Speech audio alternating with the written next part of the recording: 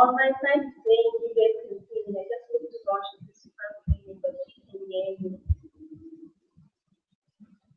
Yeah. Yes, I am.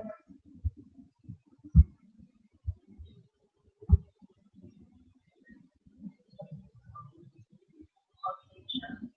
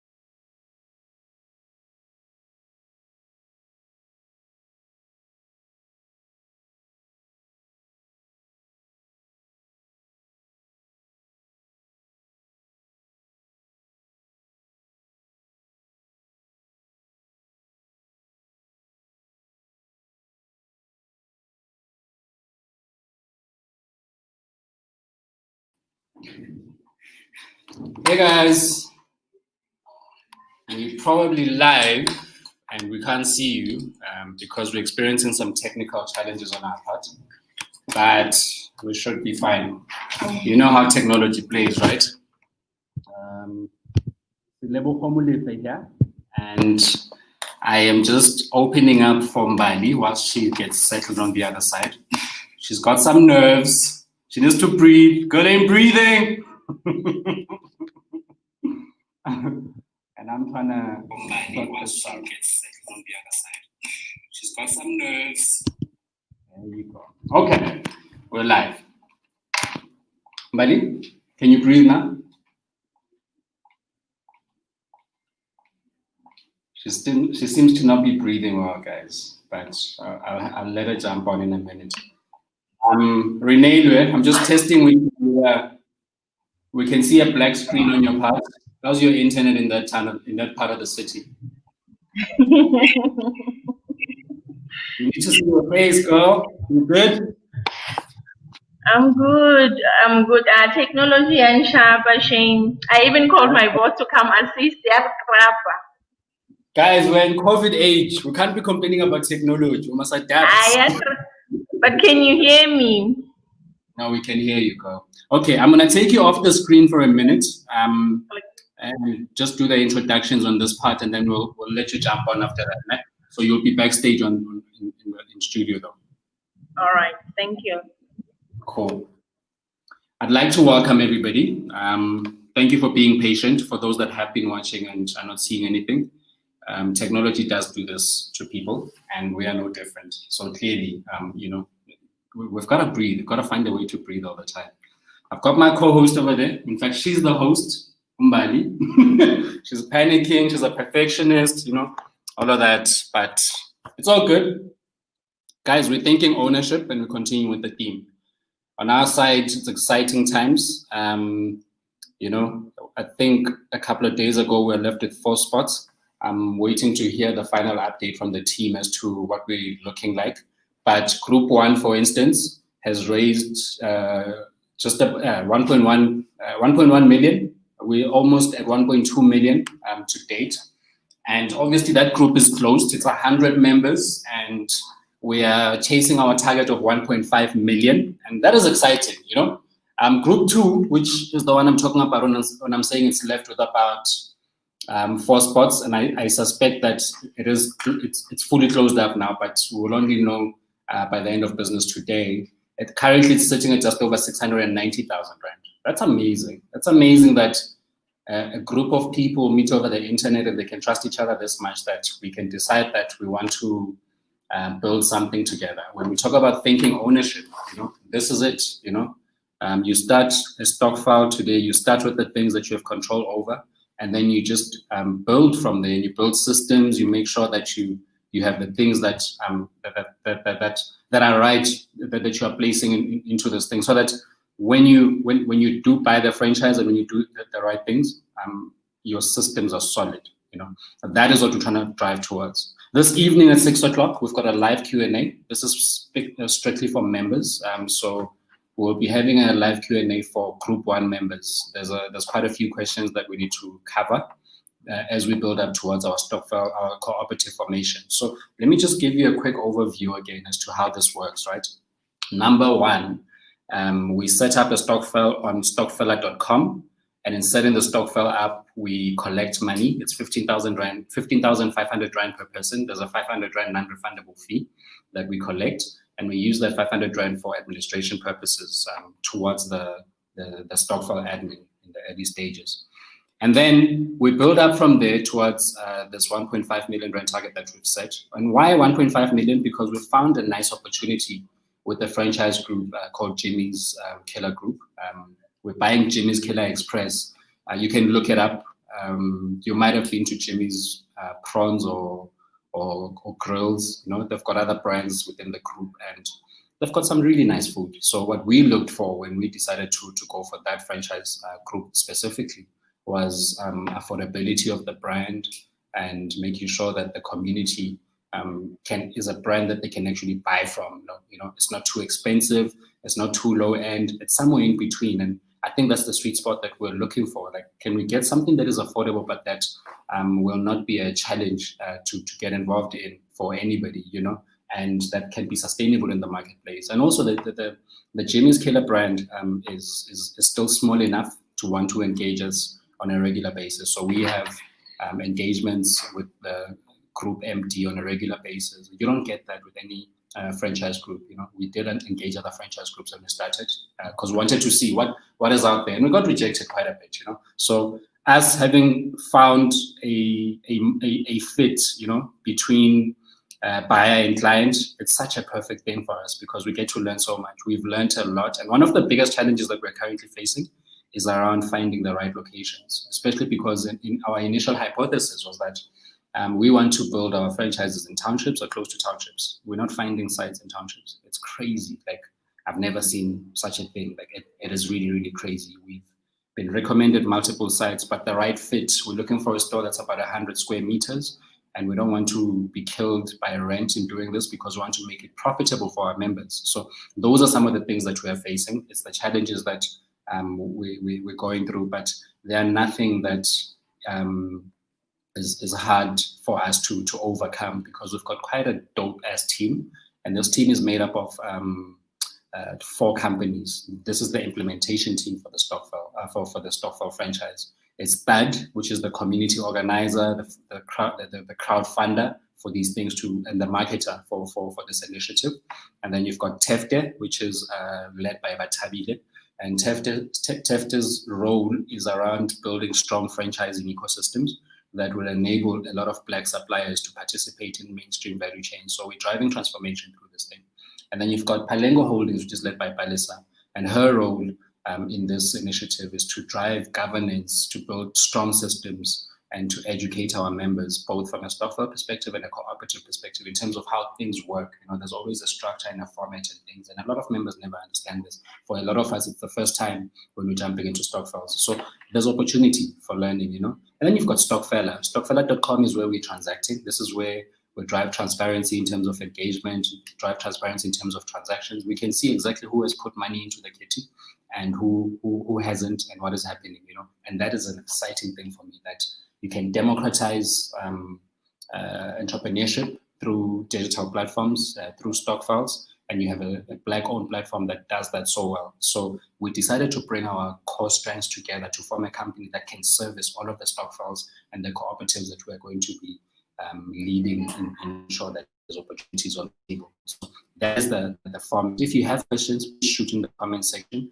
We're more than happy to cover them. And if we do not cover them during this live session, we'll definitely be responding to the comments after we're done with the live session. So either way, you're covered. You're covered. And we've got this live series that we call Think Ownership, right? And what we really have been trying to unpack and uncover for ourselves is, how have those who are out in the marketplace who are succeeding done it? How are they doing it, and what's happening there? And how can we jump in and make sure that we help our own people that are not able to participate in a meaningful way from an ownership perspective? And we realize that community capital is the future, and Africans have been doing it, but we've been doing it majority of the time for savings initiatives. And we know that if you want to grow for the future and you want to invest in future legacy for your children, for your generations to follow, you go the investment route. So we've been involved in that, in those environments at a micro level, and now we are trying to do it at a macro level. And it's so important for us to never confuse these things, to always have a very core fundamental of why we're doing certain things. We're trying to democratize ownership and make sure that communities are involved in their own sustainability drives and what they're doing out there. So that is a very big key driver for us. Today we've got our guest that's being Renee Manager, and her role as a food scientist is one that is so critical. So we decided to have a conversation with her to be educated about what's going on, and to learn a bit about the downstream value chain as to what's happening. One of the questions that I have been asked in the past a couple of times whenever I'm talking about our Stokvel formation and where we are going is, why are you guys buying into a white-owned brand? Why are you not building Black brands? We definitely will build Black brands, but we must also be realistic about the fact that some of the brands that we like, majority of franchise brands that currently exist are white-owned, and Black suppliers are not able to participate meaningfully. So how can you participate better, except if you decide to buy into those value chains? And then with the cash flow that you generate, then you look into how you can create your own. So it's going to be a journey, and it's going to be a long journey. So when you participate in this, it must not be for quick results. We don't do quick results. We don't do scams. We are here for the long haul, and we've proven it. We've got THUD, which has been around for 8 years, and we've grown into 14 countries. We've grown internationally. We've got TPF, which is the People's Fund, and we are crowdfunding there and funding purchase orders. So we are enabling entrepreneurs to be able to deliver to their customers. And we've done over 100 million in revenue, and we've enabled over 200 million in terms of purchase order funding. So you can see that we are long-term driven in terms of impact. We've got 10-year milestones when we look at our growth, and we've got exit plans in our heads as to how do we exit from this opportunity after creating value for the masses. So with our third franchise in Stokvel, we're looking at building 100 stores. That is massive. It's a huge target. It's a 5-year target. So 2026, we better be seeing 100 stores. We're not shy about it, and we know we're going to build it through community, and we know that we're going to democratize this ownership, and everybody's going to have a piece of the pie. So get yourselves ready. Get ready to get your hands dirty. Renelu has joined the Stokvel, and she joined the Stokvel because she understood that as a food scientist, and when we are playing in the food franchising space, there's so much downstream opportunities that we can participate in. So she's going to educate us a bit. Here's where I'm going to step out, and I'm going to hand over to our host, the host with the most. It was her birthday this week, guys, in fact, yesterday. So please show her some love in the comment section. Buddy, you ready, go? Are you centered? That's good. Talk to me. I'm not feeling your energy. What's going on? Hey guys, we are on screen in a live session. Like, what must happen? Yeah. What's up, guys? Welcome to our Friday session, Think Ownership, the series, where we encourage entrepreneurs to own the spaces that they trade in. Hopefully you guys are owning your spaces because, hey, it's a huge market. Let's get Renelu in here. Renelu, are you there with me? I am. Hi, Mbali. Hey, hi. How are you doing? I'm good. Can't complain. How are you? I'm all right, thank you. I'm a little disappointed that I can't see on my screen, but it's okay. As long as the conversation gets to go forward, I'm happy with that. Sure. Now let's use what we have and do what we can do under the circumstances. How's your Friday going?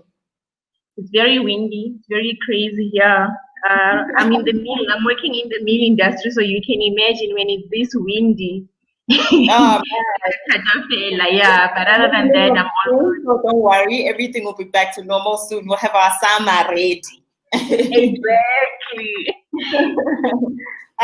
So let me just do a quick introduction about Renelu, guys. She is a food scientist who holds a unique combination of qualifications. She holds a BSc in Agri-Food Science and Agricultural Economics, BSc in Agriculture. Is that an honors? And a postgraduate diploma in disaster management, and is currently finalizing her master's in disaster management. Renelu is the founder of ProFresh, a company that assists farmers, processors, and handlers in ensuring that at no point they sell contaminated products to the public. And Renelu has been around for a minute. She has assisted various companies in South Africa, namely Lesotho, Swaziland, just to name a few, with the implementation of quality management systems. I didn't do justice, but I know we will jump into some of the sections that you cover as the conversation goes on. Is that okay? Awesome. All right, cool. Let me just open my questions. Yeah. So Renelu, in the food space, in the agricultural food space, am I saying it correctly? Yeah. What has been happening just pre-COVID, during COVID, and shortly post-COVID? What's been happening in that world? We actually we were very fortunate throughout because this is the only sector that showed growth in South Africa. Despite all the challenges, we still had a positive growth. And the reason why that happened is because there were various factors that favored us. From the environmental perspective, we had good rain, we had, that favored us a lot, especially in the horticultural space, your crop production. So the cash crops did very well. We struggled a little bit with the livestock because of the restrictions that came with a lot of hospitality sector not operating, your restaurants and things like that. So there was a cap on the livestock side. The interesting part was how there was massive growth on the poultry side, So there's a lot of interesting things that happened. I was just looking at the stats this morning and actually smiled when I realized that Rooibos is taking the #1 lead on the beverages side. So people in South Africa are drinking more tea than wine. which is a good thing. So I must say that we actually. I was expecting to see wine taking the highest X, but interestingly, no, you guys were behaving, you were drinking tea. So, but other than that, I must say we did very well. We did even, I was actually thinking about this to say we had social distance restrictions, right? And most farmers have seasonal workers. So unfortunately, due to this, we could not take in a lot of seasonal workers, and that had negative impact on those that were relying on the seasonal farm work for livelihoods. That is the sad part about it. But those that are within the sector and are permanent, very few people lost their jobs. So the job retention in the agricultural sector was actually very good under the circumstances. Oh, wow. Oh, wow. That's really great news. That's really great news because, I mean, almost half of the industries were disrupted in a negative way. But then going back to the tea and the wine, I think maybe the wine subsided because, our president was like, hey, no beverages for you, go into the naughty corner, nobody's getting alcohol. But hopefully they'll be recovering soon. No, definitely, because in terms of production, there was increase in wine production, there was increase in the beer production. And, I always say in every disaster, there's development. Yes. Our rand was struggling against a lot of currencies, but that opened export opportunities for us, So although we were not consuming, but there was a lot that was exported to other countries. So which is still a positive outlook to it. Yes. I'm going to talk from I'm from a very top level, but please feel free to redirect me if I'm wrong. Agriculture is the biggest source of production and employment in rural areas, right? And we're thinking ownership. We want to know, how do entrepreneurs get into that space and actually make them profitable for themselves? Because our survival mechanism says that we produce for consumption. But you've just said it yourself, that this is one of the most sustainable spaces in the economy. So how can entrepreneurs transition from just beyond consumption to saying, let's commercialize, we've got the land, we've got the cabbages, but then beyond consumption, how do we bring that back to us and say, no, we've got the cabbages, but how can we sell them in bulk? How can we come together with other cabbage producers in order to sell and make profit? Mbali, that is actually the reason why I studied food science. And I'm actually happy you asked that, because we are saying, yes, there's production of all of these things. Yeah, no, bear with me because I'm at work. There's the trucks. Thank you. Oh, wow. Yeah, wow. Yeah, so I wanted to be a contributor in that space where we're not talking about food production, but food processing as well. So now here we are, we have all these cabbages. Here we are, we have all these grapes. Here we are, we have all these chickens. But how do we add value? And that's where I want to emphasize our entrepreneurs to take advantage of.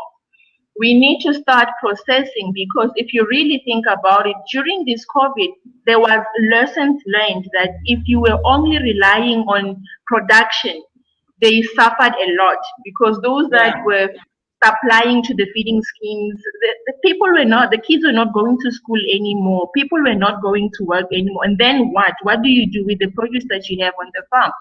And that's what I am driving. In us thinking ownership, we need to understand production economics and processing dynamics. Take that cabbage and make vegetable acar. Take that cabbage and actually make preserve it, health preservation techniques that you need to adopt. And this needs to start on small scale, because that's where our farmers are struggling the most with market accessibility.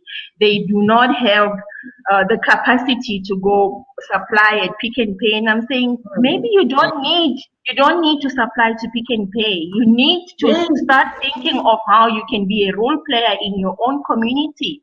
Maybe you need to start checking what products can the people in your community consume, and we need to look at it in that angle, that whatever that you are producing, start thinking of the value chain. What is it that you can do and process it further, so that we will be able to see more products on the shelves and more people posting on Facebook that I've got 100,000 potatoes and I don't know where to sell. Now we need to start making beer from those potatoes. We need to start making cosmetics, because the interesting part about vegetables, Bali, is you can make anything out of it.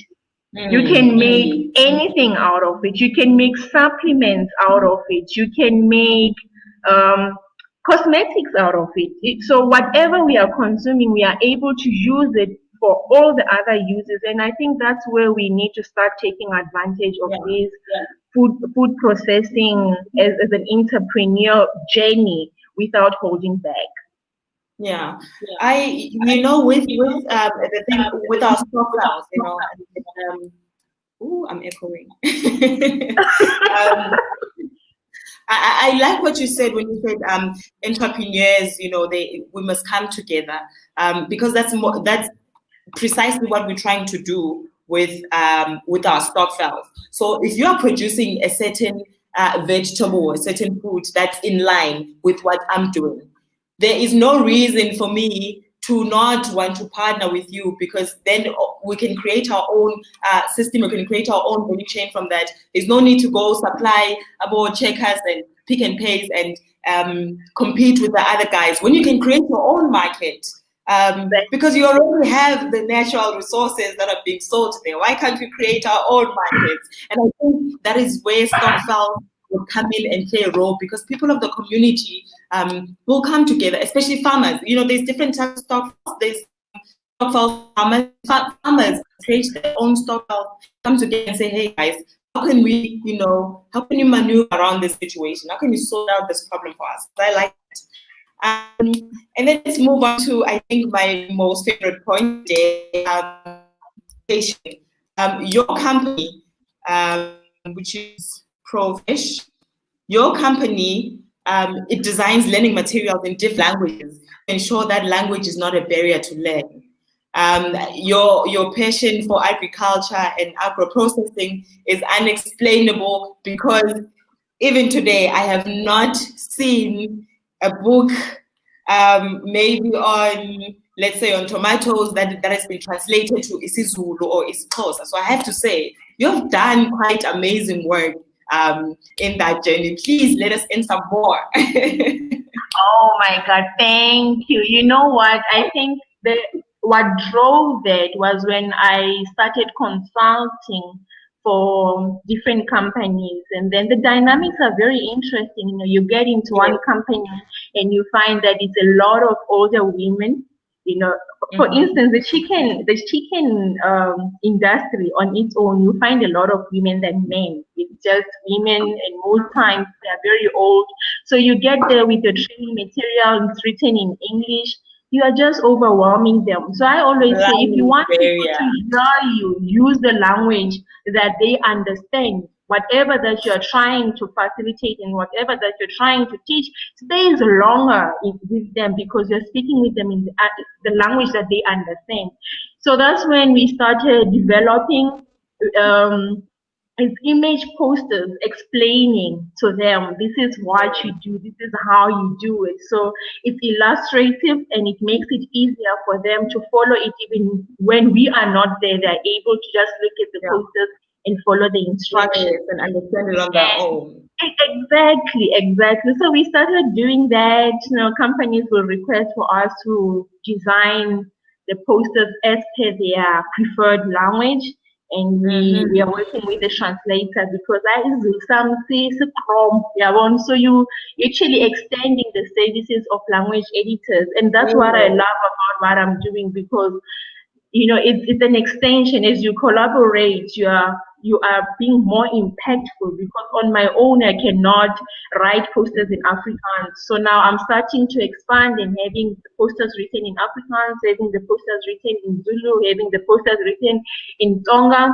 So it's actually now enhancing the development of those that are working in that. So it makes learning exciting for them. It's not heavy for them to have to memorize all these keywords in English. And yeah, and more than that, the biggest function of ProFresh, we are driving compliance. And that's why I joined the Stokvel. If you look at a lot of restaurants, they will have this halal, they will have the kosher, they will have certain standards that they need to adhere to. And when I saw the Stokvel, I was like, oh my gosh, they're going to the food franchise, and I want to be part of that. I want to contribute and show the team that, guys, in all these things, may we not forget that there are standards that we need to adhere to. We need to have the practices of hygiene. We need to ensure that whatever that we are using to clean our utensils is approved. Those things, because even if we get the money but we don't follow the regulatory requirements, it's very easy to close down a restaurant, and we don't want that.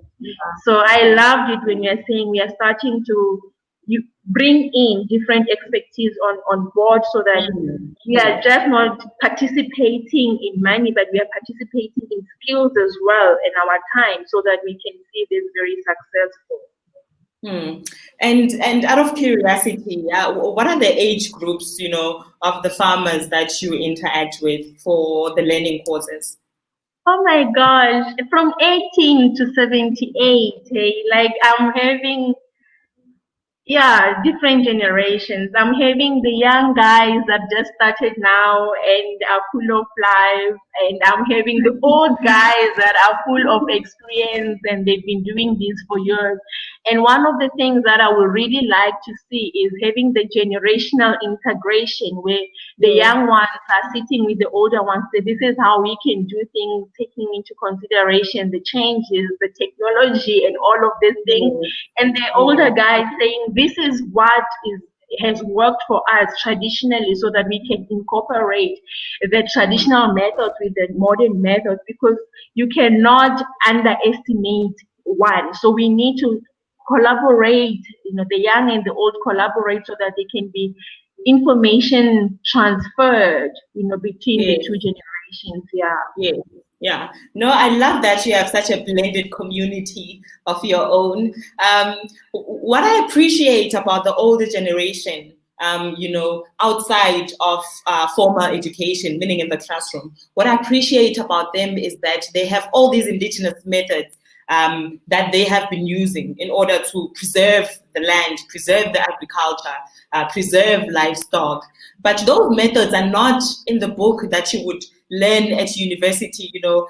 That information is not there. So the integration of the two worlds, from the guy who's from a university of technology, for instance, and my grandmother who's been around for 60, 70 years, these two worlds, when they merge, I can just imagine the amount of education that's going to come out from what you are putting together, from the learning material perspective. It's very exciting. It's very interesting. I love it. It actually excites me when I see them challenging us to say, hi, that is in the book. In the real world, hi, Spanish, or this is how we do it. For instance, our grandmothers used to can peaches. You remember how they used to just can these peaches, and they will have it for the whole year, you know. And then I Yes. come as a food scientist and I'm like, no, the shelf life is 6 months. And Ugol is like, I went now, you've been eating this for a year. And that is scientific. It's scientific. It's traditional science, and they know it. They Yes, understand it correct. now. I like that. When you look into it, you're like, but what they're saying makes a lot of sense. Now it's Mm. expanding us from what we have learned in the books, and we're starting to explore what they're saying. How they Yeah. used to grind the ground nuts. It's Yes. one of the methods that I find very interesting. We don't do it. We don't know how to grind, and they knew how to grind. So when you're seeing them grinding, you think, that is old-fashioned, but now, as a food scientist, you're starting to learn that the equipment can potentially hinder the nutritional value because the way it's cutting is maybe aggressive to the nut. So you Correct. see that, okay, no, the way they were doing it, as old-fashioned as it was, they managed to preserve some of the nutritional components within the ground nuts. So yeah, it's exciting. It's challenging me to say not everything that we read in the book goes. We still need to That's learn true. what is That's happening true. on the ground. And I mean, Africa is rich in indigenous knowledge. I mean, it's only a matter of time before night we commercialize. And no, this is our way of farming. You know, Very, this is very the true. African way of farming. I always say we need to be bold, and it goes back to think ownership again. I actually love this slogan of yours. It's yours, it's mine, it's ours. It's beautiful. It's intentional. It's communicating boldness because I'm saying, yeah, here we've been doing it. It's been working, you know. And somebody comes and say, no, do it this way, and we are very quick to abandon our ways of doing things and adopting their Correct. way. So we need to start taking ownership of how we were doing things. But the question is, do we know? If we are not documenting, will our children know our ways of doing things? So Yes. it's we need to own it. If our grandmothers were doing it, can we have that opportunity and learn from them so that we will be able to transfer it to our children because it's ours. But if we are not taking ownership of it, it's going to be diminished, and we're not even going to remember how certain things were done. That's correct. That's very correct. Now let's move to the core thing of what you do, which is food processing for the most part, right?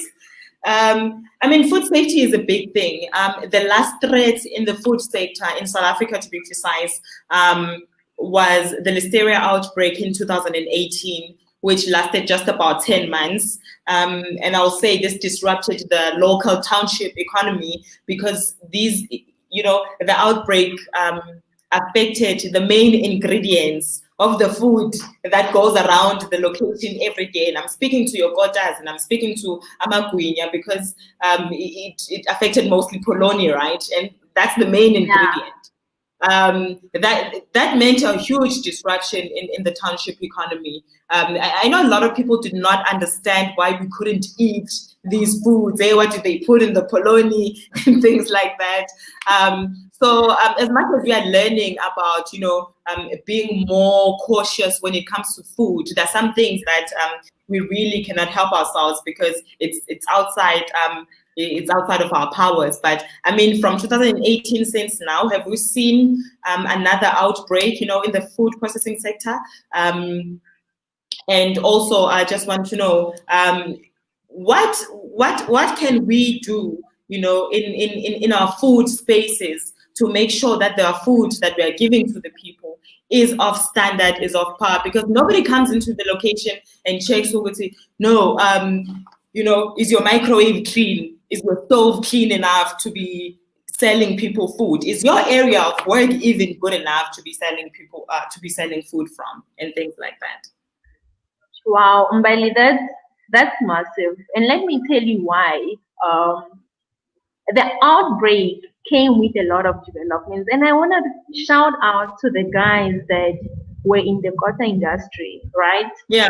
Because I saw them developing new products. I was like, hey, I wish it was fine. It was very interesting to see how people were even having means, or people were having these lettuce on their courses, having cheese, they learn substitutes, and in that, it was communicating a lot to say we don't give up easily. Yes, they were affected very badly. Yes, a lot of people didn't understand what was the root cause, and it challenged the whole system because now the traceability. And I like what you're saying. Well, where did it even come from? People didn't know. So, which is why it's very important to have compliance officers within the food industry because traceability is very important for us. We need to trace all the raw material that we receive. And unfortunately, I don't like saying this because, but it can potentially put my neck on the line. But truth is what we are importing from other countries, the restrictive measures are not as high as what we go through when we are sending our products to other countries. I'm not sure if you get what I'm saying. We have leniency when we are accepting products from other countries, but we go through the most when we are sending our products out. So the import and export drama in J on its own is creating a lot of problems for us. But nevertheless, in that we have learned that it's simple things that can really, really, really, really close down your business. And hence I became part of this because I was like, no business of our people is going to close down because of food safety issues. We need to drive it out from the guy that is making amagwinya to say your containers must be cleaned. I conducted some training in 2018 for the guys that were selling at the taxi rank. It was quite interesting because they're trying their best, but you show them this is how you clean up the plates. You cannot be using the same basin where people are washing their hands.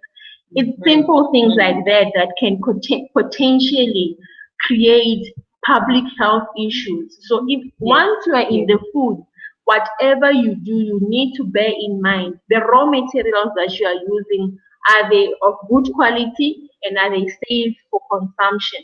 So during that process, a lot of testing programs had to be in place, and that I'm happy about because we had a lot of microbiologists that were sitting at home. They didn't have any job, but because of that hysteria, we saw a lot of them being absorbed in the lab because they saw the need to absorb them for the services that they were going to offer. So the mothers were challenged. As a mother, now you were so used to having polony for lunch. Now, the processing food on its own is not good for the children. But during that time, we had to learn creativity. We moved away from just making convenient food, but having more convenient yet healthy food for the children. And I really love that. Well, there's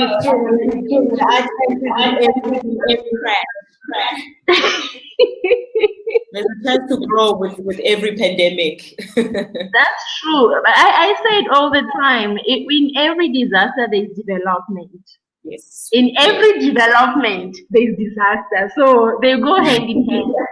They go hand in hand. Exactly. They go hand in hand.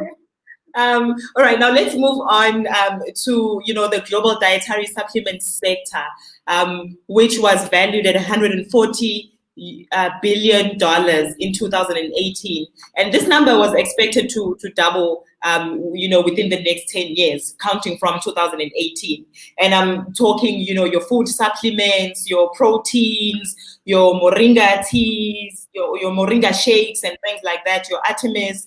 Now, these resources are African resources, but Africans have a very little role to play in the production, in the branding, and in the trading of these products, and especially now, post-COVID-19, people are really latching on to immune boosting foods and things like that. And this market is going to boom because now people are more aware. Go see, hey, listen, I need to support my immune system. But we have we have these resources in abundance, but we're playing a very little role in producing them, packaging. How can we help ourselves get into this space and think ownership in that sense? I think we need collective courage. Yes. Until we realize that we are like puzzles. As individuals, you have your own attributes, but when we come together, it's easy for us to build. Look at the cannabis. Cannabis is easily grown. We've been doing it for years. But the reason why we are struggling to penetrate the market is we are still working as individuals instead of coming together as cooperatives. And I want to give a big shout out to Slevo, because his interest in the modeling around the cooperative is humbling me. And I'm like, this is what we need. We need to understand cooperative economics. As long as we are not coming together, we will not be able to meet the standards from production perspective, because if we want to be role players, the economics of scale is very loud. They will tell you quantity, they will tell you quality. So if you are going there with your 1 hectare, trust me, you will not be able to penetrate. You will need to send it to a guy that is having 50 hectares, and the fees that comes with that is extremely high. It may not be worth it for you to even go that route. But if we start capitalizing on grouping people per product category and saying this is the quantity that we need as Africans to start this medicinal industry, and this is the research that needs to go into it, we are most likely to win because we are going to share the cost that comes with establishing those entities. But I, as Renelwe, wanting to start the green tea plant on my own without bringing in other farmers into it, is not going to be successful. So that's where it starts. In us taking ownership, we need to break away from doing things as individuals and come together. In that way, we are able to compete with those that are in this thing, because they are not individual role players. They are cooperatives. And in those co-ops, they are even merging, not as competitors, but they are leveraging on what are you good at, what am I good at, and they are ready to share. They are even ready to share the market prices and the market cost of all of these things. And I think that's where we need to start looking into it. And while at it, I want to congratulate the guys that are they're driving the Afri Stokvel. Geez, I'm very impressed with that model, because I'm saying that's how we do it. That's how we penetrate the market. You don't do it as an individual. You become the voice of those. Exactly. You become the voice of those that are on the ground. You become the voice of those that cannot speak for themselves. But we need to understand that as we are doing that, we need to sit on those tables as well. You cannot be an influencer from outside. Be included in these programs. Be willing to sit on the table and learn the grounds, the dirty rules, the positive rules, all these things, so that when you start establishing your own table, you know what you're dealing with. You understand the dynamics on the floor. That's that good. One, I can talk about it for the next 30 minutes. I just think I want to sing along with the people. No, Rona, when it comes, it's very close to my heart. No, I totally understand. And you know what? And that's why you are in the leadership position of your space, of ProFresh, because you understand from that perspective. But because you will not be on the ground every day, digging these potatoes, somebody else is doing it, but they're contributing to your value chain at the end of the day. Exactly. I love it. I look at our Stokvel, the target was 1.5 million within 6 months. We've raised around about 1.1, 1.2, somewhere there, within a matter of 3 months, roughly. Imagine me trying to raise 1.5 million to buy into a franchise by myself. It would take me 10 years at least, but it took us as a collective, 100 of us, roughly 3 months to cover just, 3/4 of that. So, guys, think community, when you think ownership.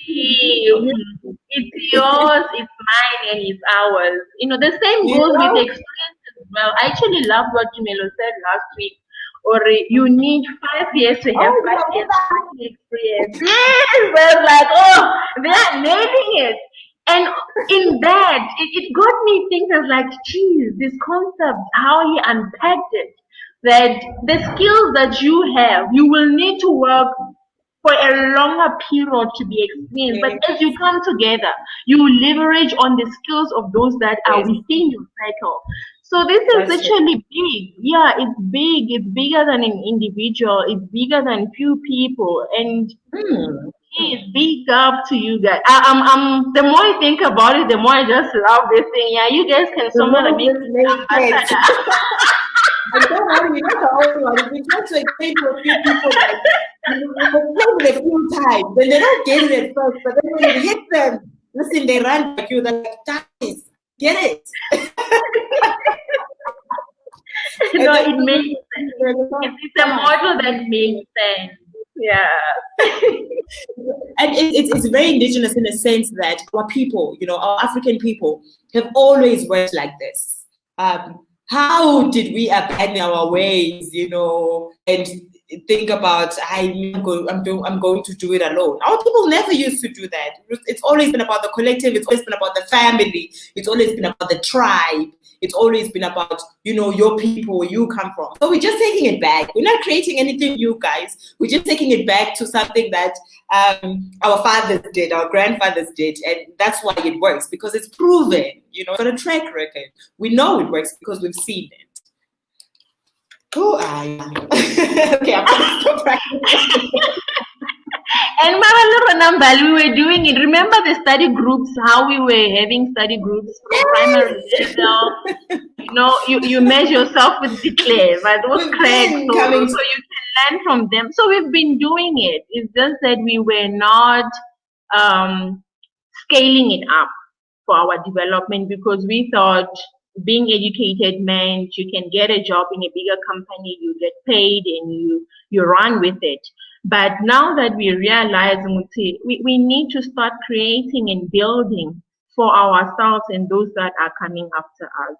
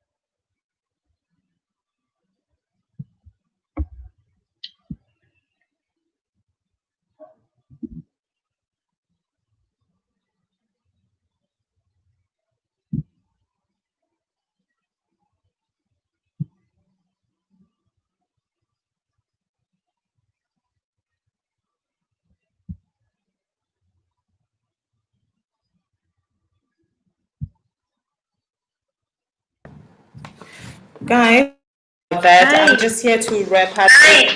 I'm just here to wrap up everything because thank you to the network. Renella, are you still there? I'm still here.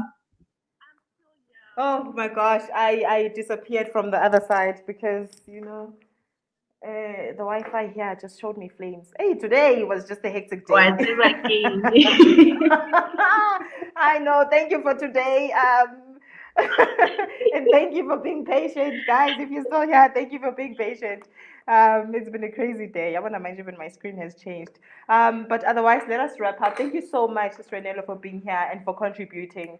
I'm looking forward to having more conversations with you around, the food sector because our franchise Stokvel speaks strictly to, the food industry, because that's just one thing we know that people will always need. People will always need to eat.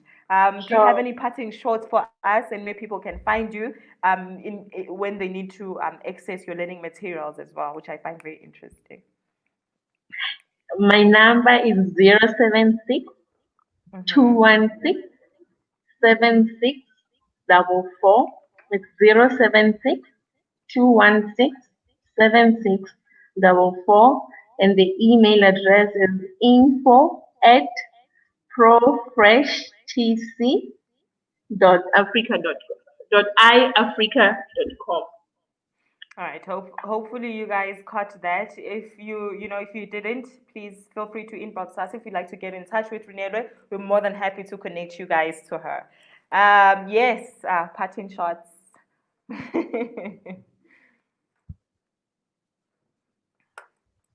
We didn't have any questions, did we, Mbali? Yeah. Before we go, were there any questions that needed me to respond to? More like comments. The more like comments than questions. That was about the Stokvel idea, the cannabis sector that you were talking about. Somebody was saying, "Unkanyi malunga." That's another Stokvel idea. Industry we need to penetrate as a group. And there's another comment here that you were giving great advice. And I'm not sure where we were with the conversation when this question came through. Is that same exporting trend still happening currently? Which is what you were saying, actually, Wuti. We have more trouble when we have to export. Yeah, no, that is still happening. I see he's asking if the Yes. trend is still happening. Yes, the trend is Yes. still happening because, for instance, when you are exporting all these, whether it's fresh produce, whether it's wine, there are strict regulatory requirements that one needs to adhere to. However, once you get that right, the opportunities open up for you. You compete with the big role players as long as you can meet the quantity required. And the only way to do that, again, think ownership, collaborate, and work as a core. That gives you advantage when you are looking for funds. That gives you advantage when you are looking for technical advice. That gives you advantage in all aspects. So, yeah. All right. Thank you so much for your humble contributions. I'm pretty sure if there's questions, guys, if you miss any questions, because we had technical issues today. If you miss any questions, we'll be sure to get back to them later on in the day. And as for Co-op One members, please remember that we have a live Q&A session later on today. Please be sure to hop on. If you are not on the group on WhatsApp, get in touch with your teams and find out where exactly everything will be happening. But otherwise, that's it for our Friday. Thank you for being here. Thank you for tuning in. We'll see you next week. And always remember to think ownership.